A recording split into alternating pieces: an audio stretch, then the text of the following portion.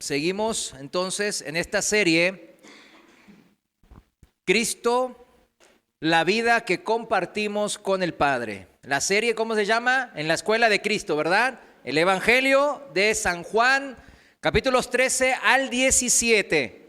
Hoy es el tema 15, Cristo, la vida que compartimos con el Padre. Y recién veníamos en esa alabanza que eligió también el hermano Abraham, ¿verdad? Increíble, esa alabanza. Dios me habló muchas cosas, pero no me salí, porque me decía, sal. No, me salí. Igual ahorita voy a predicar, así que... sí, me decía el Señor de que les enseña a compartir su vida, ¿verdad? Que compartan la vida con el Padre. Él está dispuesto. Él ya nos lo demostró, ¿verdad que sí? Así que sí me pedía eso, me pedía porque había almas que sí necesitan de eso aquí. Así que oramos después por esas almas. La última enseñanza, el miércoles pasado, en la serie, el tema 14, vimos a Cristo. Cristo Jesús es la verdad acerca del Padre. Y esa verdad nos llevó al hecho glorioso de que el Evangelio, las buenas nuevas, es nuestro venir al Padre. ¿Nuestro qué? Venir al Padre. Pues es conocerlo en todo el sentido de la palabra. No solamente en nuestra mente, sino en nuestros corazones, en nuestra alma y nuestro espíritu. Y en este sentido, no requiere entonces este venir al Padre, dijimos que no requería de un acercamiento físico. Por tanto, no requiere que esperemos hasta el día de nuestra muerte, en donde iremos a la presencia del Señor, o esperemos a que el Señor venga y nos arrebate en su segunda venida. Tampoco, no hace falta esperar hasta ese momento. Espiritualmente podemos nosotros ir al Padre, acercarnos al Padre ahora mismo. De eso se trata el cristianismo. Como Pablo lo explicaba en Efesios 2:18, no lo busque, decía que por medio de Cristo, los unos, o sea, los que conocían de las escrituras del Antiguo Testamento, los judíos, y los otros, nosotros los gentiles, los que estábamos alejados de la gracia de Dios, tenemos entrada, dice Pablo, por un mismo espíritu al Padre. Esta es la promesa, mis hermanos. En eso hemos creído. De este modo, nuestra personalidad, mi carácter, diga mi carácter, se va a ir transformando poco a poco. ¿A qué? A la medida de Cristo. ¿Esto cómo se llama? ¿Qué venimos aprendiendo en esta escuela de Cristo? Esto es lo que se llama el proceso de santificación, de la cual usted y yo somos parte activa como cristianos, hombres y mujeres de fe, no pasiva. Cuando le enseñen una fe pasiva, eso es una mentira del diablo. No hay fe pasiva, no hay yo soy cristiano y no me congrego. No hay yo soy cristiano y hago lo que quiero. No hay yo soy cristiano y puedo pecar, ahí voy a pecar y hago esto y lo otro y no va a pasar nada. Todo pecado, ¿qué dice la palabra? Tiene consecuencias. Todo. Le remito a Deuteronomio 28. Yo siempre se lo digo para que se le grabe en la cabeza. Las bendiciones y las maldiciones, ¿qué hacen?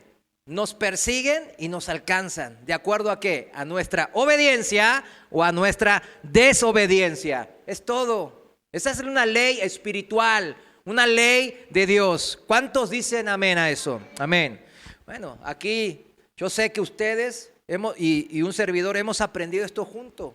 Así que tenemos que ir juntos con esto, con esta verdad que hemos aprendido. No es una cuestión de pedirle a Dios, de gritarle, de decretarlo, no. Hazme más santo, Señor. Señor, no me hagas que peque. Pues deja de pecar, nos va a decir. Deja de ser rebelde. Señor, evítame los tropiezos. Hombre, tú solo te pones la piedra, hombre. Señor, quiero crecer en mi comunión contigo. Pues acércate, ven conmigo. La comunión con otra persona, con cualquier otra persona, se logra por un esfuerzo de ambas partes. Si yo le rehuyo, esa persona quiere acercarse, quiere ser mi amigo, quiere conocerme, pero yo me ando escapándole, pues nunca me va a terminar de conocer. Nunca vamos a entablar una comunión, una amistad de ningún tipo. Y Dios es una persona divina.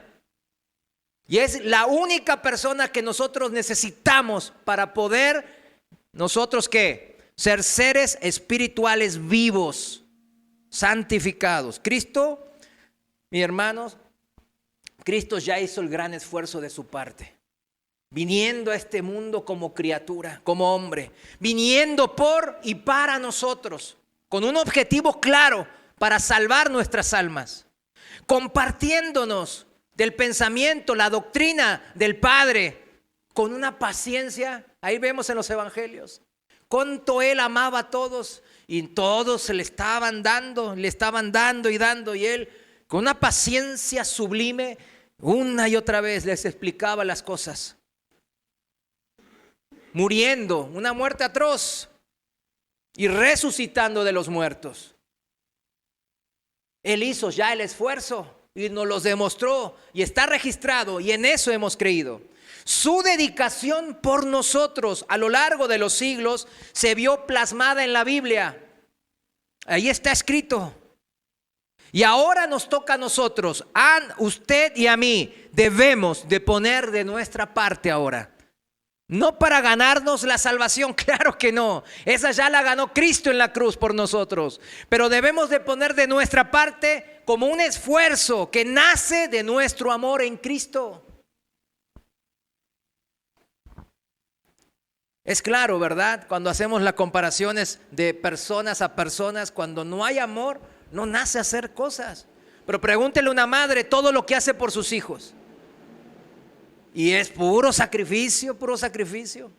Ahora está la Hanna, está bien tirada ahí, con una fiebre, hoy tuvo 41 grados, ahí estaba así. Y mi esposa y todo el tiempo ahí era. Y cuando está bien también aguantándole sus caprichos, ¿verdad? ¿Por qué lo hace? Por amor, ¿verdad? Es imposible, sin amor es imposible. ¿Cuántos están de acuerdo con eso, verdad? Amén. Es en base al amor que una relación entre personas puede fructificar y dar mucho fruto, mis hermanos. Pues en el matrimonio, en la relación padre a hijo, en un negocio, en una empresa también, entre vecinos, entre hermanos en Cristo. No es casualidad que la regla de oro, el segundo mandamiento sea: amen al prójimo como a ustedes mismos. No es casualidad. Es porque el Señor quiere que sobre esa base del amor se basen todas las relaciones que tengamos como hijos de Dios. Porque Él en el cielo así lo hace. 3 en el cielo dan testimonio que siempre la base principal es el amor mutuo. Y esta es lo que aprendimos la semana pasada. Esta es la preciosa verdad del Evangelio, que muchos dicen conocer, pero en verdad pocos la entienden. Ahora usted y un servidor la conocemos y la hemos entendido. Y yo le doy gracias a Dios, porque es importante esto para poder entablar una relación correcta con el Señor. Hoy veremos el tema entonces, la vida que compartimos con el Padre a través de Cristo. Vayamos al pasaje principal en Juan, el Evangelio de Juan, capítulo 14, estamos viendo. Vamos a leer del versículo 15 al 24. Juan 14, 15. Voy a leer la Reina Valera actualizada. Y la palabra de Dios dice así: si me aman, dice el Señor, guardarán mis mandamientos. Y yo rogaré al Padre y les dará otro consolador para que esté con ustedes para siempre. Este es el Espíritu de verdad, a quien el mundo no puede recibir, porque no le ve ni le conoce. Ustedes lo conocen porque permanece en ustedes y está en ustedes. No los dejaré huérfanos. Subrayen esa palabra. No los dejaré huérfanos. Volveré a ustedes. Todavía un poquito y el mundo no me verá más. Pero ustedes me verán, porque yo vivo, también ustedes vivirán. En aquel día ustedes conocerán que yo soy en mi Padre y ustedes en mí y yo en ustedes. El que tiene mis mandamientos y los guarda, fíjense cómo los desglosa. El que tiene los mandamientos, el que tiene conocimiento de la palabra de Dios, el que leyó la Biblia, el que escuchó la sana doctrina, pero también sigue y los guarda. Él es quien me ama. Y el que me ama será amado por mi Padre, y yo lo amaré y me manifestaré a él. Hay una manifestación, una promesa de manifestación. Eso significa una relación activa, continua, viva. Versículo 22, le dijo Judas, no el Iscariote: Señor, ¿cómo es que te has de manifestar a nosotros y no al mundo? Respondió Jesús y le dijo: si alguno me ama, mi palabra guardará, y mi Padre lo amará, y vendremos a él y haremos nuestra morada con él, tabernáculo con nosotros. Fíjense, esa idea, yo les digo, lo leemos, yo sé que muchos conocen este pasaje, algunos hasta de memoria, pero póngase a pensar eso un poco, hacer morada con el Señor. Póngase a pensar eso. Como veníamos en la alabanza adorando, ¿verdad? No me entra en mi cabeza, no me entra. Pero cuando empiezo a conocer del amor de Dios, ahí sí digo, híjole, es por amor. No hay de otra. Si no, ¿cómo puede ser que por unas cucarachas como nosotros Él se preocupe tanto? Es imposible si no hay amor. El que no me ama no guarda mis mandamientos. Y la palabra que escuchan no es mía, sino del Padre que me envió. Amén. Se estaba haciendo tarde aquella noche en el aposento alto. Venimos con la serie, ¿verdad? Y en la escuela de Cristo de la santidad, los discípulos habían escuchado cosas tan extraordinarias que ellos mismos tardarían años en digerir y comprender plenamente. Años iban a tardar. No obstante, ahora el Señor Jesús comienza a enseñarles acerca de otra provisión que se había propuesto hacer para ellos, a los discípulos, en el mantenimiento y el desarrollo de su santidad. Iba a ser necesario para eso. Otra provisión del Señor, ¿para qué? Para mantenerlos y desarrollarlos, ¿en qué cosa? En la santidad de Dios.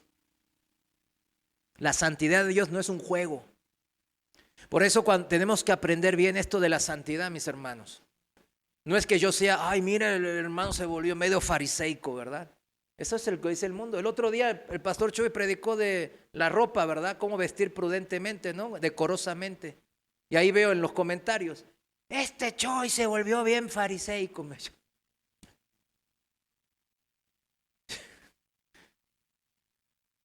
¿Sí lo escuchó la predica del pastor Chuy? Así está el mundo, ¿verdad? Y el ataque viene desde la misma casa del Señor. La santidad de Dios no es un juego, es algo importante.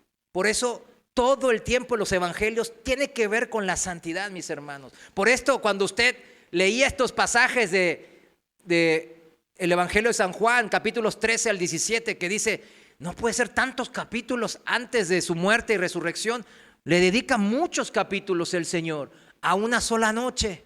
Y es esa escuela, que es esta serie que estamos estudiando. Y es la escuela de Cristo, ¿pero de qué? De la santidad, mis hermanos. Es tan importante la santidad. No se puede jugar con el pecado. No se puede dejar que el pecado revolotee aquí y decir, no, pues se va a ir. No se va a ir. Va a revolotear hasta hacer nido y destruir su vida en santidad. Porque el diablo eso es lo que quiere, vernos destruidos y en el infierno. No le dé esa oportunidad. No le dé oportunidad al pecado. Entonces esta otra provisión que el Señor tenía para mantenernos y desarrollarnos en la santidad de Dios, en participar activamente, y subrayo activamente, en la comunión con el Padre Celestial. Porque dijimos que una relación entre dos personas se mantiene entre las dos personas. ¿Se imagina si yo, estoy así, la otra parte está? Y pasa en muchos matrimonios, ¿sí o no? En muchas relaciones padres e hijos, los hijos últimamente, no, así. Y aún hasta los padres ahora también son fríos con los hijos. Entonces no hay ¿cómo se dice? Un ir y venir, una participación activa. No hay comunión. Pero el Señor va a darnos esta otra provisión porque sabe lo débiles que somos. Y nos dice bien claro, no nos va a dejar huérfanos. Le dijo a los discípulos aquella noche en el aposento alto, no los dejaré huérfanos. Y esta es una de las más grandes promesas del Señor a nosotros. No solo vendría a buscarles en su segunda venida y a llevarlos a la casa del Padre, sino que mientras tanto, dice, se acercaría a ellos de vez en cuando para manifestarse a ellos. Esa es lo que está diciendo ahora. Eso es lo que vamos a estudiar. Lo haría, sin embargo, de modo que el mundo, ¿cómo? No le iba a ver. De esa manera, esa es la manera de Cristo. Lo haría de una manera que el mundo no le vería. Pero llegado este momento del discurso, Judas, dijimos que no el Iscariote, pues él ya se había marchado, ¿recuerdan? Hace varios temas atrás. Sino el otro Judas, se estaba medio perdiendo en lo que Jesús estaba explicando. Y entonces le pregunta, ¿cómo? Se preguntaba este Judas, ¿cómo podría el Señor manifestarse a ellos, a los discípulos, sin que el mundo los viese? Era una pregunta válida. Al no poder resolver este enigma, interrumpió entonces a Jesús y se lo preguntó. ¿Qué hay que hacer cuando no entendemos algo en la Biblia? Preguntar. No se quede con la duda. Estamos para servirles. Y está la hermana Lola, un servidor, incluso el hermano Eduardo, la hermana Luis. Estamos, incluso entre ustedes se pueden ayudar. Nunca se quede con la duda. Lo que hizo Judas acá está muy bien. No se quedó con la duda. Señor, dijo, ¿cómo es que te manifestarás a nosotros y no al mundo? La primera respuesta a esta pregunta se encuentra en las palabras de Jesús que preceden a esa pregunta. Jesús antes de esa pregunta dijo, porque yo vivo, también ustedes vivirán. Porque yo vivo, dijo Jesús, también ustedes vivirán. En el versículo 19. Ahí fíjense, dice bien claro, todavía un poquito y el mundo no me verá más, pero ustedes me verán. Porque yo vivo, también ustedes vivirán. Nos está apuntando a que esa relación viva, a esa relación activa con Dios. El Señor ya les había enseñado a los discípulos muchas doctrinas maravillosas. Y después de su resurrección y ascensión, les enseñaría muchas más por medio de ¿quién? De su Espíritu. No obstante, el Señor no es un mero conjunto de doctrinas. Vieron que los gnósticos, la gente que nomás busca conocimiento, los fariseos, los saduceos, la gente religiosa, ¿qué busca siempre? Doctrinas, nomás la doctrina. ¿Nosotros qué buscamos? Una relación íntima y personal con Dios. Pero para eso es necesario conocer a Dios, ¿verdad? Pero por eso estamos aclarando que Jesús no es un mero conjunto de doctrinas. Él es una persona real, viviente, y nuestra relación con Él es una relación de vida compartida. Como creador, Jesús, que sustenta todas las cosas por la palabra de su poder, nos mantiene vivos físicamente. Eso es verdad. Eso está en Colosenses 1:17. Si me acompaña rápidamente, en Colosenses 1:17, dice que Jesús sustenta todas las cosas. Y dice, Él antecede a todas las cosas. O sea, Él estaba desde antes de la creación, claro, Él es Dios. Él el tiempo no lo afecta porque Él mismo creó el tiempo. Y dice, y en Él, en Cristo, todas, ¿qué cosa? Todas las cosas subsisten. Y este subsistir habla de la creación del universo natural, del mundo físico, del mundo material. Ahora la ciencia moderna, no es la ciencia de Isaac Newton, no es la ciencia de Pascal y de los grandes padres de la ciencia de hace 4, 5 siglos. No. La ciencia moderna fue secuestrada por un grupo de ateos evolucionistas y todo para ellos es material. Por eso se le llama, la ciencia moderna es ciencia materialística, le dicen, porque todo lo basan en la materia. No hay nada fuera de la materia, ¿verdad? Esa pregunta nomás se rompe cuando le preguntamos sobre sentimientos de amor, de felicidad, ¿verdad? Ellos se quedan, no, son reacciones químicas nomás. Bueno. Entonces, por eso, cuando piensan de esa manera, ¿qué pasa? Dicen que no está mal prohibir las drogas, que está bien, entonces que se droguen, porque son reacciones químicas que los hacen felices. ¿Sí lo entienden? Es el mundo científico materialístico que está causando todo este tipo de cambios de leyes seculares. Estas leyes seculares cada vez se alejan más de qué cosas, de qué leyes, de las leyes de ¿quién? De Dios. Y eso es lo que va a pasar ¿cuándo? En los últimos tiempos. Tiempos de los cuales usted y yo estamos viviendo. A veces es emocionante, ¿verdad? Ver cómo se va desarrollando, ¿no? Estos últimos tiempos. Pero bueno, volvamos al tema. Aquí bien claro en Colosenses 1:17 dice que todas las cosas subsisten ¿por quién? Por Dios.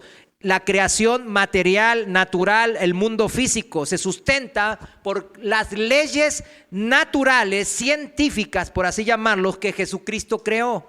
Jesucristo cuando creó los cielos, las estrellas, todo lo que hay en este mundo material, físico, Él también creó las leyes que imperan en este mundo, ¿verdad?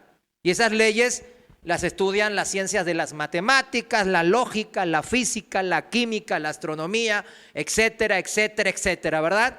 Esas leyes Cristo las creó cuando creó el universo, porque Dios es orden y Dios creó un universo en orden. Y para eso se necesitan leyes que se respetan siempre, como las leyes de la gravedad, la primera ley de la termodinámica, la segunda ley de la termodinámica, etcétera, etcétera, etcétera. Y todo el universo se mueve, se sustenta, se mueve ordenadamente de acuerdo a esas leyes naturales creadas ¿por quién? Por Cristo. En otras versiones modernas, fíjense cómo dice Colosenses 1:17, dice, mantiene unida toda la creación física, ¿no?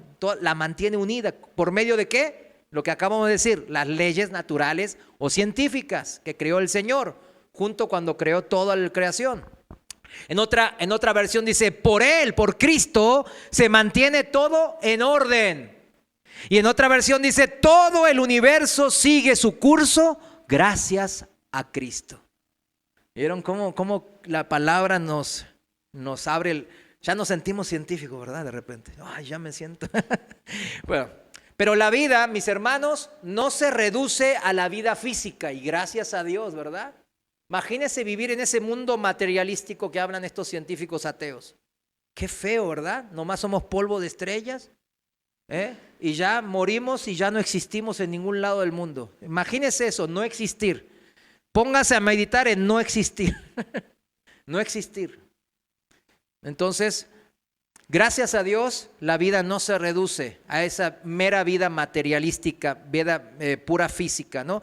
Ni la vida física tampoco, mis hermanos, es la clase de vida más importante según la Biblia. La vida verdadera también abarca otros conceptos como la vida intelectual, o sea, lo que captamos de esta vida a través de nuestra razón o nuestro intelecto, nuestra mente. También habla de la vida estética, que es todo lo susceptible a ser percibido o captado por nuestros 5 sentidos.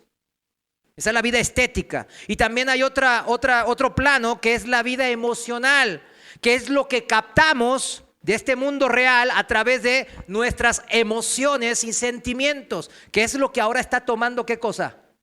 Fuerte, ¿verdad? Aún en la iglesia. La iglesia anda por sentimientos, cuando en la Biblia en ningún lado dice que vamos por sentimientos. Vamos por convicción, por fe. Si no, imagínense, hoy me siento de buenas, te amo, hoy me siento de malas, te odio. Ninguna relación se va a mantener. Imagínense si su esposa, su esposo fuese así. Bueno, de hecho somos en parte así, pues estamos en esta carne, ¿verdad? Y el mal mora en nosotros. Pero imagínense si somos constantemente de esa manera. Yo me acuerdo que en la vida anterior, pues así era, ¿verdad? Constantemente, dándole lata a mi esposa. Pero bueno, nosotros no nos basamos en eso, pero también fíjense cómo el mundo ahora basa todo en emociones. Me siento hombre, me siento mujer. No, pero naciste hombre. No, yo me siento mujer. O sea, la vida de emociones es la que domina, ¿verdad? El mundo materialístico en lo científico y en el mundo secular impera ¿qué vida? La vida emocional, pura emoción. Por así decirlo, pura emoción, ¿verdad? Que son así los muchachos ahora, los chamos. Pero, y el nivel de vida que más importa, que es el que nosotros, por eso estamos aquí, que está por encima de todos los demás niveles que vimos recién, ¿es cuál? La vida ¿qué? Espiritual. La vida espiritual, lo que percibimos y captamos por medio de ¿qué cosa? No de nuestras emociones, no de nuestra psique o nuestra razón, no de nuestro conjunto de percepciones de ningún sentido, sino por nuestro espíritu. Por nuestro espíritu. Lo que captamos por medio de nuestro espíritu es nuestra vida espiritual. Lo que Cristo les decía a los discípulos era esto, era lo siguiente. Ahora Él se marchaba, Jesús se marchaba físicamente.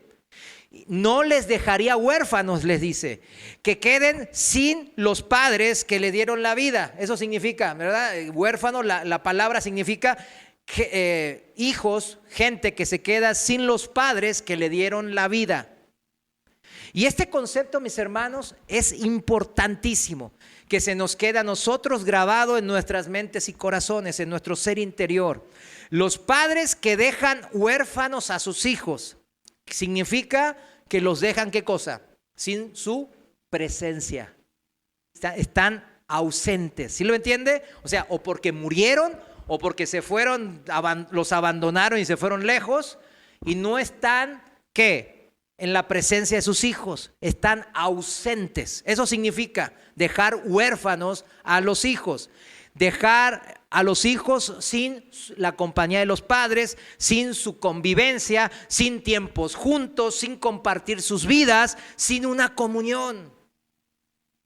Pero la promesa del Señor, ¿cuál era? Que yo les dije que subrayen, que no nos dejará huérfanos. O sea, nos está invitando que vamos y nos está confirmando que vamos a poder estar en su presencia.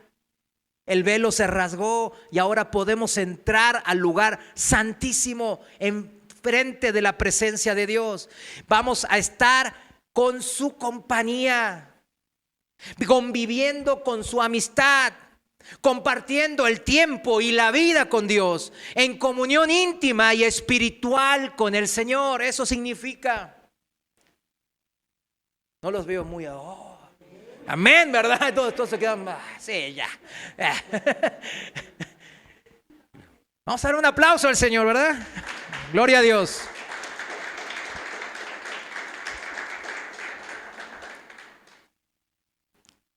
Usted ya no está solo, significa.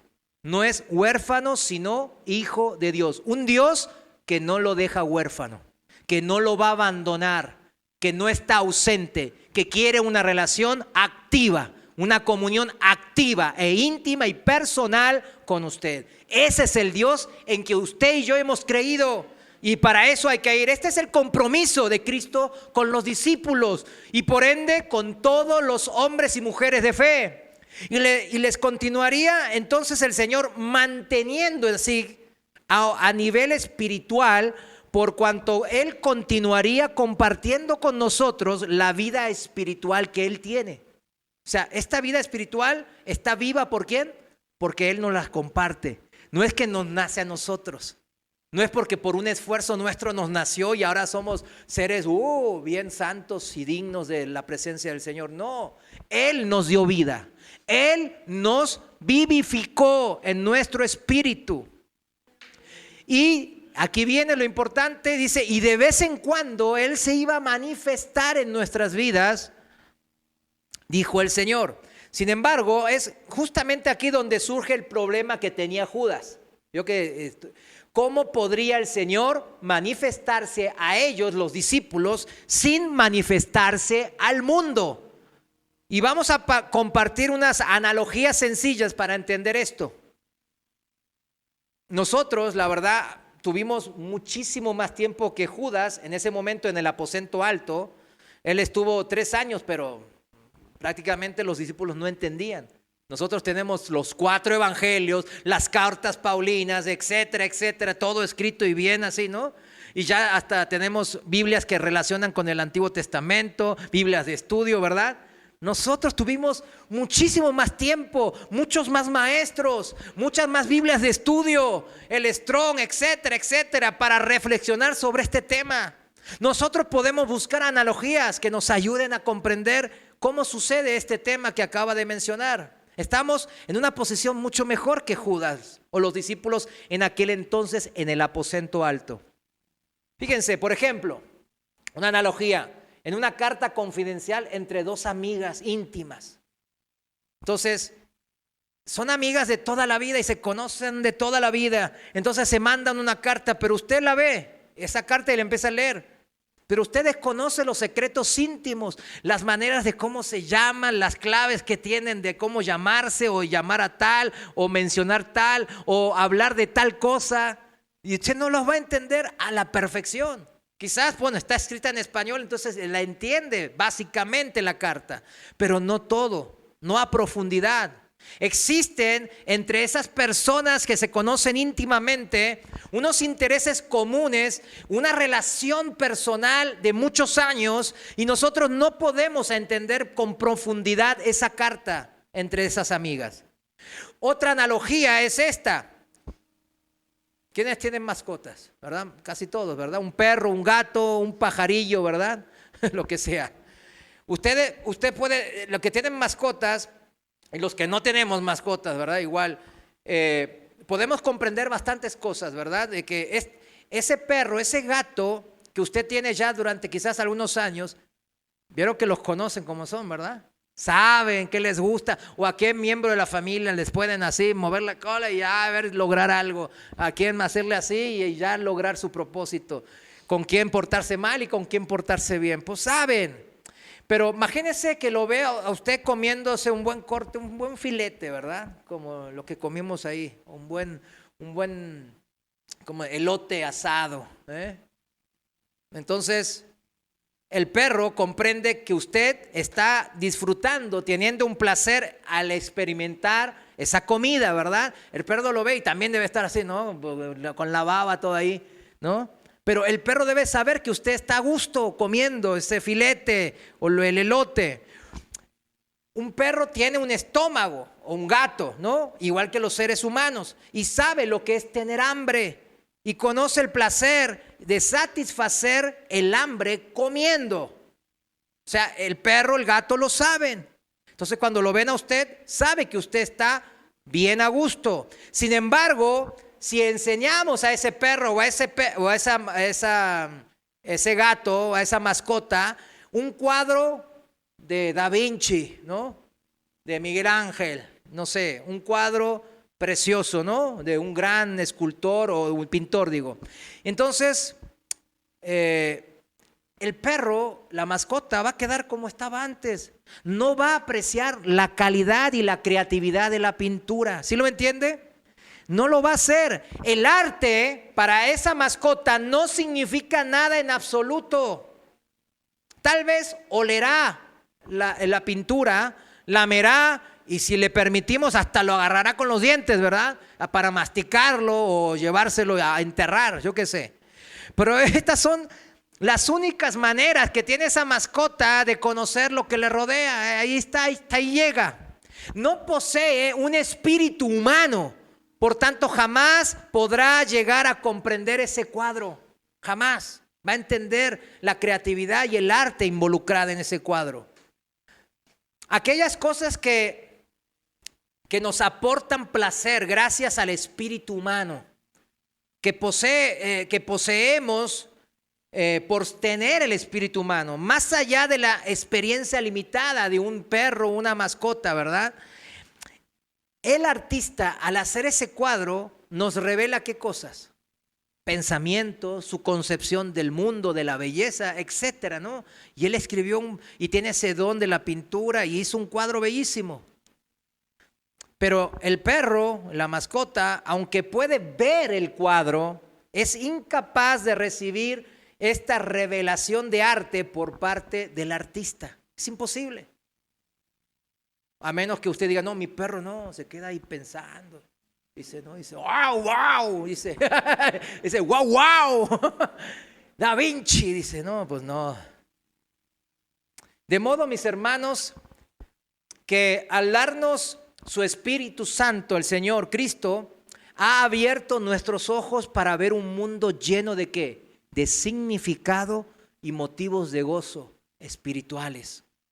Eso es lo que nosotros estamos ahora viviendo, en ese gozo de que nuestros ojos fueron abiertos a lo espiritual, de poder reconocer el arte precioso del Señor en toda su creación y en lo que hizo en nosotros. Al cual una persona no regenerada, no nacida del Espíritu de Dios, permanece totalmente ¿qué? Insensible. No le importa, no posee la clase de vida espiritual que hace falta para ¿qué cosa? Para disfrutar de estas cosas espirituales. No puede. Es por esto por lo que al leer las palabras de las Escrituras, de la Biblia, las encuentra nosotros los cristianos, ¿cómo las encontramos? Vivientes, vibrantes, ¿verdad? Cada vez que leemos el mismo pasaje toma como que otra forma, ¿verdad? Y nos habla de una manera personal en muchas veces que la abrimos. Es tremendo. Revelan las Escrituras. ¿Por qué es esto? Porque las Escrituras sabemos que están vivas, son una palabra viva, ¿verdad? Y revelan ¿qué cosa? Lo más íntimo del corazón de Dios. Es Dios hablándonos desde lo más profundo de su corazón a nosotros. Mientras que una persona no regenerada, no nacida de nuevo, puede leer las mismas palabras en la Biblia y encontrarlas poco interesantes. Pues no, sí es un libro más. Todos vivimos eso. Yo había leído la Biblia antes y después de nacer, no. Y antes para mí era un libro tipo de historia, tipo interesante, de moralidad. Y lo leía de esa manera. Pero cuando lo leí ya transformado por el Espíritu de Dios, no, cambió en una manera increíble. Se trata de que Dios, por medio de su palabra, comparte con nosotros, con usted y conmigo, la vida que Él tiene. Por eso dice que la palabra de Dios es viva y eficaz. Está viva en ese sentido. Porque imagínense, Dios es vida y todo lo que sale de Él, ¿qué es? Vida también. Y el Señor se manifiesta de esa manera a nosotros. Por eso es importante leer la Biblia, escuchar la sana doctrina, predicación de sana doctrina. Es importante alimentarse espiritualmente. Existe entonces una comunión práctica de una vida compartida entre Dios y nosotros individualmente. ¿Amas a Dios? Guardas sus mandamientos, dije la palabra en el versículo principal de hoy. Esa es la primera transacción de esta relación íntima y personal basadas en el amor. Por eso dice, ¿me amas en verdad? ¿En verdad me amas? Obedece mis mandamientos. ¿Y sus mandamientos qué son? ¿Gravosos o no gravosos? Dice la palabra que no son gravosos. Y aquí, mis hermanos, yo sé que yo no puedo leer su corazón ahora, pero Dios sí. Y yo también conozco el estar de uno y de otro lado. Y a veces son gravosos aun cuando estamos así bien espirituales, pero de repente son gravosos, ¿verdad? Porque andamos débiles en ciertas áreas. Pero cuando es gravoso es cuando el problema se torna grave, valga la redundancia, pero para nosotros. Ahí usted tiene que hacer una pausa en su vida y decir, ¿qué pasa? ¿por qué me es gravoso obedecer este mandamiento? ¿Por qué me es gravoso a mí? Me es pesado, me es difícil, me es imposible cumplir con esta petición del Señor. Tienes que empezar a meditar en eso. No es, ay, lo paso, mejor ni lo pienso porque yo sé que no lo voy a poder hacer. De eso no se trata. Cuando usted le oculta algo a la contraparte en cualquier relación, eso nunca va a causar algo bueno en esa relación. Gracias al amor, su amor que usted ahora tiene hacia Él, el Padre te amará, dice. Y este amor recíproco ensanchará y profundizará el canal de comunicación entre Él y usted y yo. En el pasaje principal de hoy, en 14:21, versículo 21, dice, el que tiene mis mandamientos y los guarda, los obedece, Él es quien me ama. Por eso cuando usted puede decirle 1000 veces, ay, yo amo a Dios, yo creo en Cristo, bla, bla, bla, bla, bla, bla. Pero si usted no conoce la Biblia y no guarda, no obedece lo que está escrito ahí, pues no le ama. Es tan sencillo como un versículo, como este versículo 21. Unas simples palabras. Pero nosotros entramos a esta relación ¿en qué sentido? En base al amor. Un amor con el Padre a través de las enseñanzas del Hijo de Cristo. Recordemos que nos dijo que su doctrina no es de Él, no es de Cristo, sino del Padre, nos había dicho ya el Señor. Hasta tanto que el Hijo como el Padre entonces vendrán a establecer morada en nuestro corazón. Versículo 23, un poquito más abajo. Él explica, si yo lo amo, entiendo de su amor y empiezo a amarlo, empiezo a obedecer, es lo mismo, dos caras de la misma moneda. Entonces, si alguno me ama, mi palabra guardará y mi Padre lo amará y vendremos a Él y haremos nuestra morada en Él. La morada, ¿por qué no siento la presencia de Dios? Pero ¿cómo es tu vida? Es que no sé, no lo amo, sí creo en Él, pero es que me cuesta todo. Me cuesta no maldecir, me cuesta no tomar, me cuesta no fornicar, me cuesta no estar ahí transando por detrás, metiendo ahí corrupción por aquí, por allá, me cuesta no mentir, me cuesta no robar. Bueno, pues, ¿cuál es la diferencia entre tú y un no creyente, verdad? Pues no hay diferencia. Entonces, ¿qué hay que hacer ahí, mis hermanos? Tildarlo de hijo del diablo y te va a hacer el infierno, o explicarle un poco para que conozca más de Dios y se enamore de ese Dios que usted se enamoró. Es eso lo que tiene que hacer, lo que tenemos que hacer. Es tratar que esas personas conozcan al Dios al cual usted se enamoró.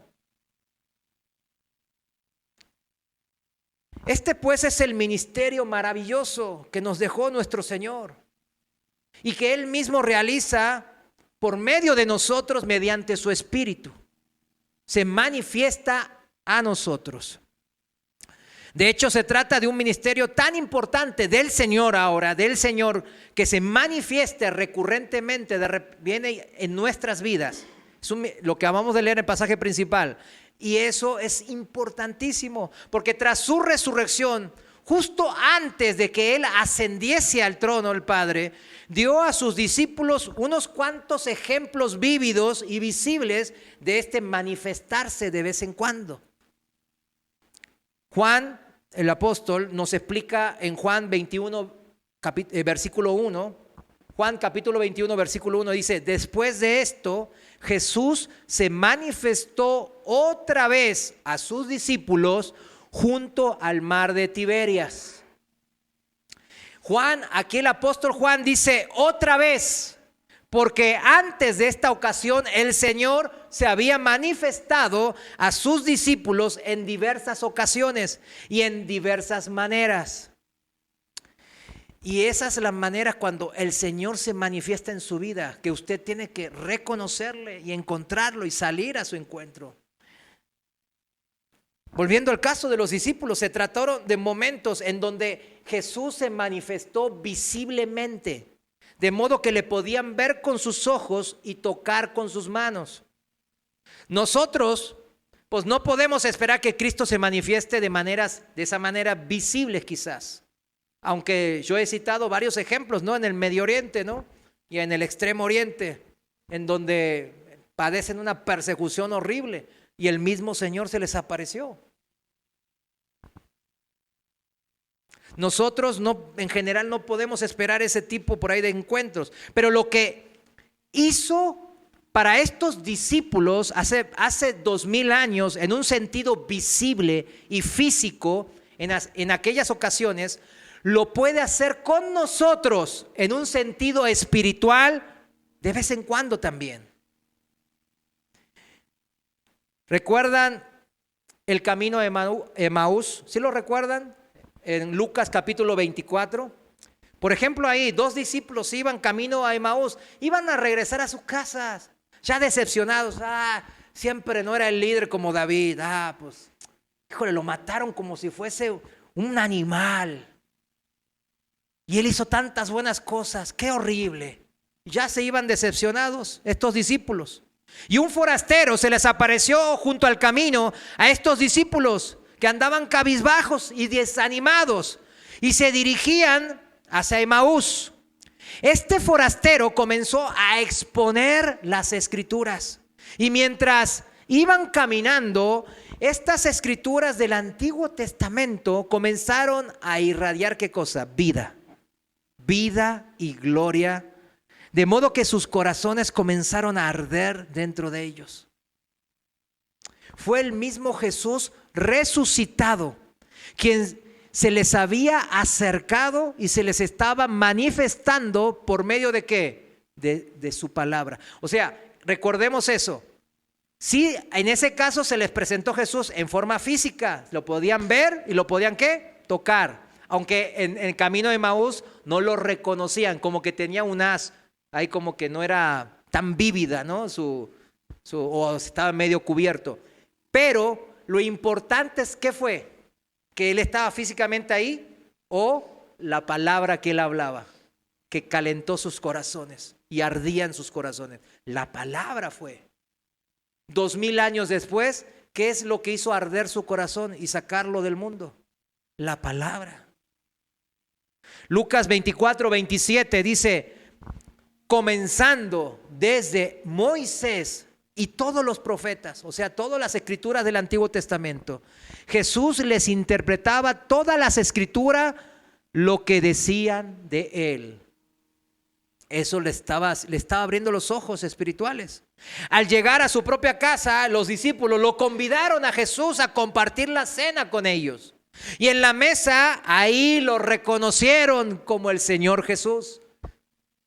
Los ojos les fueron abiertos. Lucas 24:32, en la Reina Valera actualizada dice, y se decían el uno al otro, estos discípulos, ¿no ardía nuestro corazón en nosotros cuando nos hablaba en el camino y nos abría las escrituras? Ahí está, lo que abrió los ojos espirituales de los discípulos, lo que hizo arder con fuego y pasión su ser interior, su alma, hasta lo más profundo. ¿Qué fue? Las escrituras. No fue la presencia física del Señor, como vieron que en las religiones tradicionales, quiero ver el milagro, lo quiero ver que el mono se mueva, y el mono se mueva así, ¿no? Bailando el baile del robot, yo qué sé. O sea, nomás quieren ver algo espectacular. Pero la misma Biblia, ¿qué nos dice? Que esos discípulos ardían en pasión, ¿por qué? Por la palabra, por haber no solo, escuchado la palabra, sino comprendido, entendido el significado de la palabra de Dios. Estas escrituras del Antiguo Testamento comenzaron a irradiar vida y gloria a estos discípulos y en sus corazones comenzaron a arder esta pasión. ¿Esta pasión por quién? Por Dios, por este Dios que nos ama tanto y nos revela por eso su ser, su forma de ser. Hubo en otra ocasión cuando se manifestó a María, ¿se acuerdan? En la tumba, ella se encontraba desolada. Su maestro lo habían matado de una forma horrible y estaba sepultado ahí cerca. Y estaba ella desolada, llorando, triste delante del sepulcro, pero vacío del Señor, porque se dio cuenta que estaba vacío. Cuando un hombre, a quien ella pensó que era el jardinero, empezó a entablar una conversación con ella, con María. Era el Señor, por supuesto, pero ella no se daba cuenta todavía.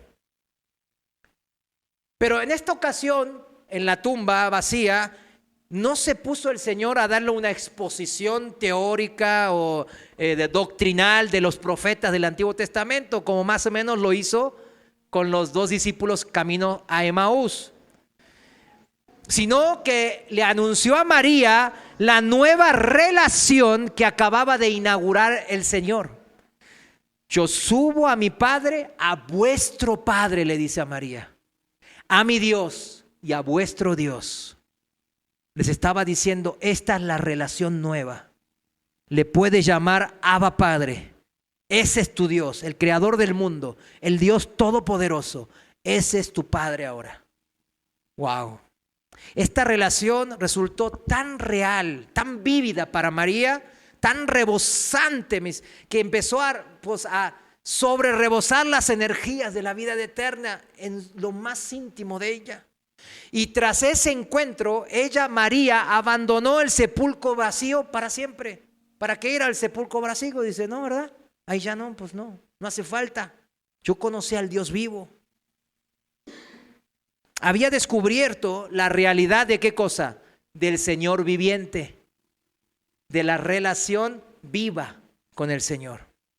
Había descubierto la verdad de la afirmación por parte del propio Señor, porque yo vivo, también ustedes vivirán. Yo lo había entendido ya ahí. Porque imagínense si él hubiese muerto y la tumba estaba ahí el Señor. Entonces, ¿dónde quedaba esta palabra que acabamos de leer en el pasaje principal? Porque yo vivo, ustedes también vivirán. Si estaba él muerto. Él decía, no, yo vivo. Y hay una relación viva con un Dios vivo. Y por consiguiente, tanto ella como las demás mujeres cristianas, porque había muchas mujeres que seguían al Señor y lo ayudaban. Todas ellas abandonaron la idea de convertir el sepulcro en algún templo, lugar de adoración, ¿verdad? De culto.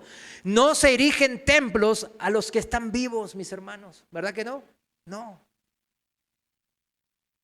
En otra ocasión, por otro ejemplo, en la que Juan el apóstol da cuenta en el capítulo 21 de su evangelio, 21, Simón y otros cuantos otros discípulos habían pasado toda la noche pescando, trabajando, pero no pescaron nada.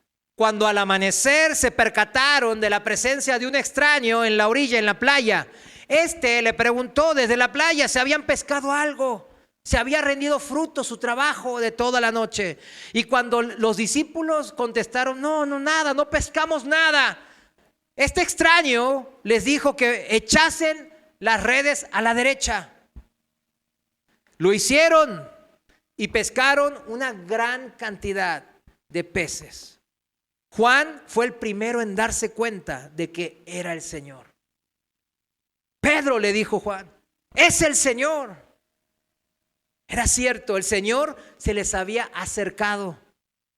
No mientras leían la Biblia, ni en su desolación, como en el caso de María, en su tristeza o en sus amarguras por los problemas de la vida, sino en medio de su trabajo de cada día. Estaban pescando, eran pescadores. Y mediante su dirección y el éxito que se desprendió de ella, porque Jesús le dijo, tiren a la derecha, ¿y qué pasó? Pescaron un montón de peces. Jesucristo se manifestó a ellos. Y todavía, mis hermanos, lo está haciendo con nosotros. No lo vemos. Ni se trata de una experiencia que ocurra cada día de la semana, mis hermanos. Ni cada vez que leemos la Biblia. Ni cada vez que realizamos alguna tarea para Él en el servicio al Señor o cuando estamos trabajando. Mas de tanto en tanto, en medio de los trabajos, las faenas, las tristezas, las obligaciones de cada día de ustedes, se nos va a acercar el Señor de algún modo que nos resultará inexplicable, indecible en lo más íntimo de nuestro corazón. Se nos va a manifestar. Eso dice el Señor. Sentimos el calor de su presencia, la fuerza de su vida. Oímos en nuestro fuero interior el roce del manto del Señor, como aquella vez que María sintió a nuestro lado, y clamamos nosotros con la más profunda convicción: es el Señor, es el Señor. Eso debe de pasar de tanto en tanto en su vida, porque el Señor dice que se va a manifestar en las vidas de los discípulos de tanto en tanto. Puesto que Él es la vida, Jesús, y comparte con nosotros aquella vida divina, se convierte entonces para nosotros en el camino al Padre, en el camino a la presencia divina del Padre Celestial. Sin embargo, también nos enseña cómo y bajo qué condiciones el Padre y el Hijo están dispuestos a establecer su morada en nuestro corazón. No va a ser en cualquier manera. Con esto cerramos el mensaje de hoy. Preste atención, porque es importante, mis hermanos. Es muy natural, todos los que ya pues, en nuestra casa hemos recibido a invitados, ¿verdad? Que alguien que reciba un invitado o que quiera recibir a alguien, ¿verdad? De su agrado, y entonces diga, bueno, ¿cómo voy a tener mi casa? ¿Un desastre? ¿O la ordeno y la limpio de perdido algo, verdad? ¿Cómo es? Ni aun, pues la ordeno, la limpio y me preparo para la visita. Eso es algo normal. Quizás no tan normal en la juventud de ahora, pero cuando ellos se convierten en adultos también lo van a entender, ¿verdad? Que es algo normal. Alguien que profesa tener la esperanza de llegar a la casa del Padre en la segunda venida de Cristo, que desea que Él dice que nos va a preparar una morada, ¿no? En la casa del Padre. Entonces, alguien que dice, yo tengo la esperanza de que voy a ir allá. Entonces el Señor Jesús nos va a estar preparando unas moradas espectaculares, ¿o no? Eso es lo que nosotros creemos, ¿verdad? Entonces, alguien que se profese eso, alguien que se profese ser alguien de fe, cristiano, ¿no debería hacer lo mismo, preparar su corazón porque ahí va a habitar la persona divina? ¿No debería ser lo mismo? Entonces, ¿cuáles son las condiciones que dice la Biblia para poder el Padre y el Hijo morar en nuestro corazón, que leímos en el pasaje principal? Dice en el versículo 23, si alguno me ama, mi palabra guardará, y mi Padre lo amará, y vendremos a él y haremos nuestra morada con él. El que me ama no guarda el que no me ama no guarda mis palabras, y las palabras que escuchan no es mías, sino del Padre que me envió.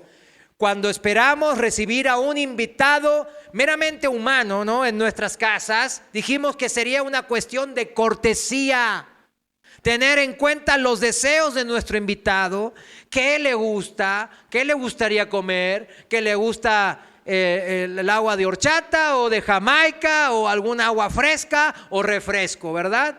Mínimo, le gusta el pescado, le gusta la carne, es bien carnívoro, le gustan los tamales, yo qué sé, le gusta el pollo, no sé, es lo mínimo. Me gustaría cumplir los deseos de esa persona.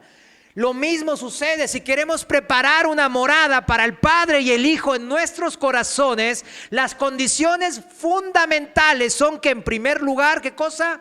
Le amemos. ¿Cuál es la condición primal? Que le amemos. Y al amarlos, al Padre y al Hijo, que escudriñamos sus palabras para descubrir ¿qué cosa? Lo que les complace y los que no. Eso es lo primero. Y que demostremos nuestro amor al buscar de todo corazón y humildad, mis hermanos. Hacer aquello que los complazca y abstenernos de todo aquello que les disguste.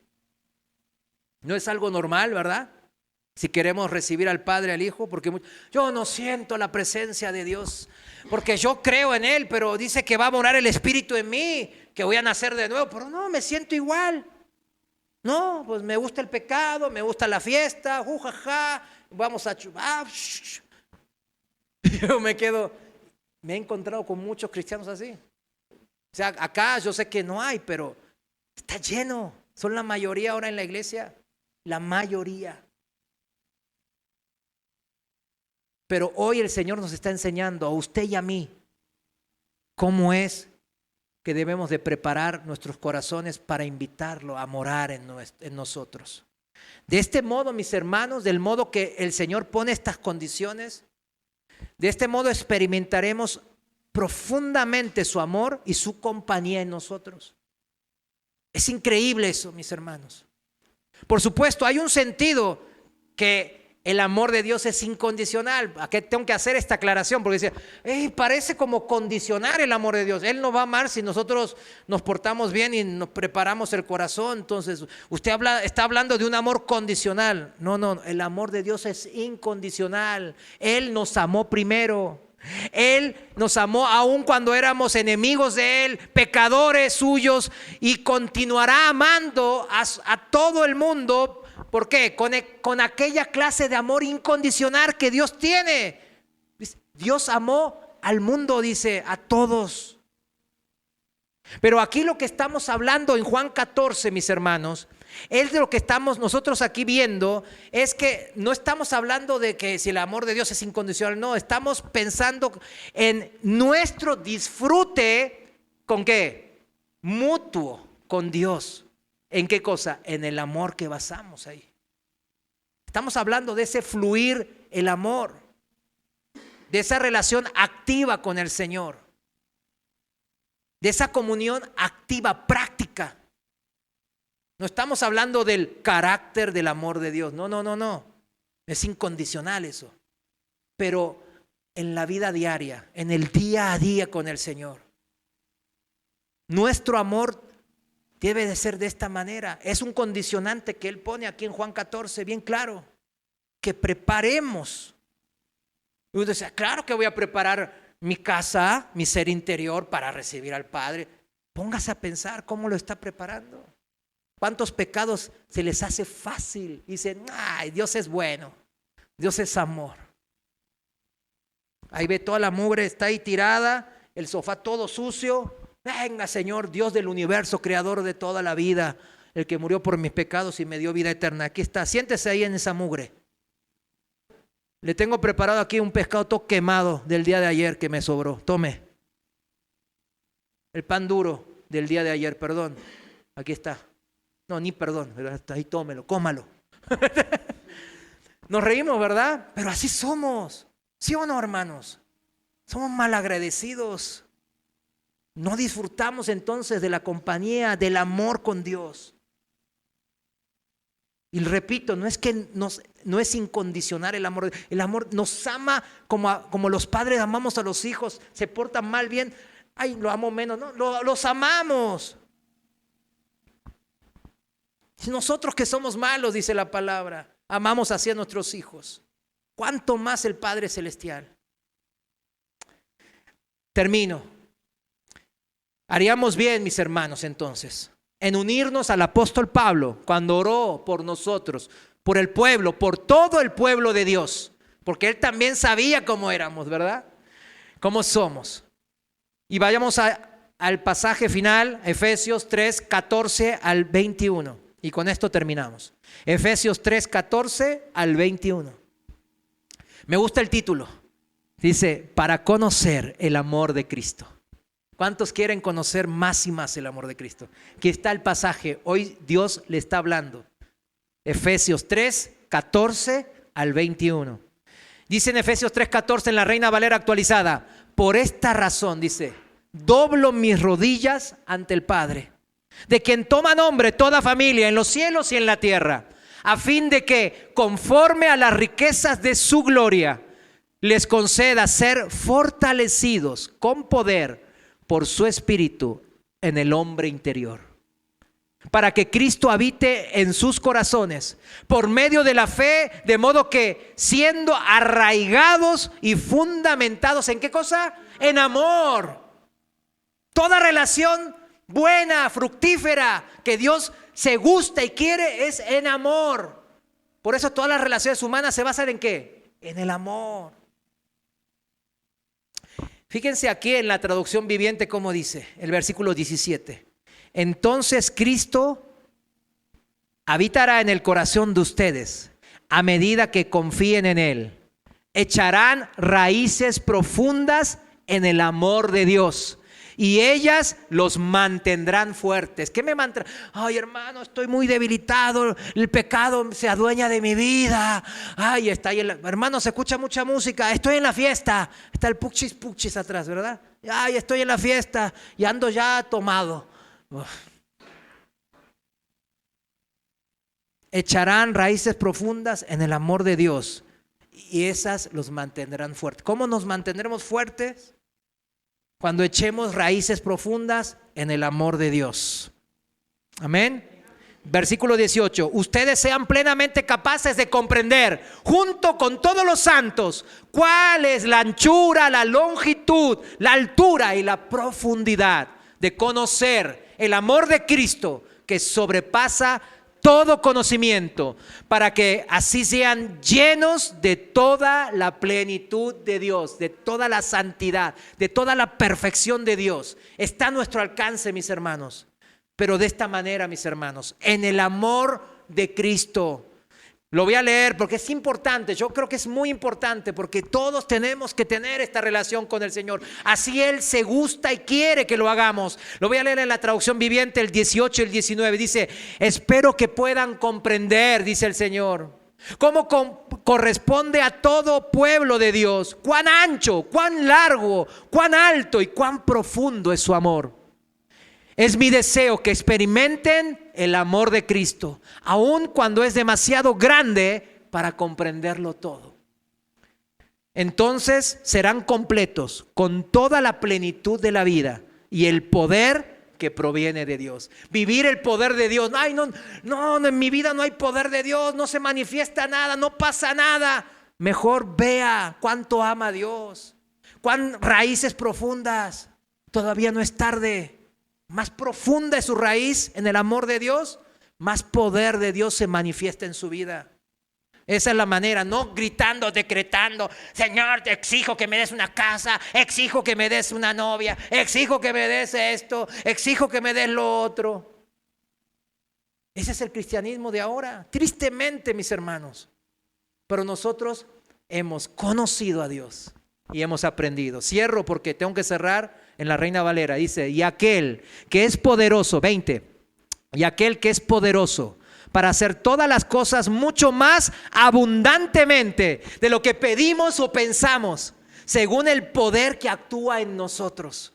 A Él sea la gloria en la iglesia y en Cristo Jesús, por todas las generaciones de todas las edades, para siempre. Amén. Póngase de pie, mis hermanos. Señor, gracias te doy, mi Dios, por ese amor incondicional que hemos recibido. Nosotros, Señor, hemos leído tu palabra y hemos leído en fe y hemos creído, Padre. Y sabemos que tu amor es verdadero, Señor. Sabemos todos los esfuerzos que hiciste por nosotros. Y te damos gracias en este momento. Y te pedimos perdón también, porque te hemos lastimado. Y no hemos preparado nuestra casa, nuestro corazón, nuestra alma, nuestro ser interior. No hemos limpiado, no hemos hecho el aseo, no hemos preparado la comida que te gusta. Te hemos menospreciado. Perdónanos, Señor. Señor, queremos entrar a esta comunión. Pero para eso debemos de arraigarnos, dice tu palabra, en tu amor. Conocerte más y más, entender tu palabra, como hoy lo estamos haciendo, mi Dios. Y te damos gracias porque nuestras raíces espirituales han crecido y se han arraigado más y más hoy en tu amor. Gracias, Señor, por este amor tan bello, deleitoso, inexplicable, pero que ya hemos conocido y entendido. Por tu nombre, un nombre que sobre todo nombre, Jesús. Amén. Gracias.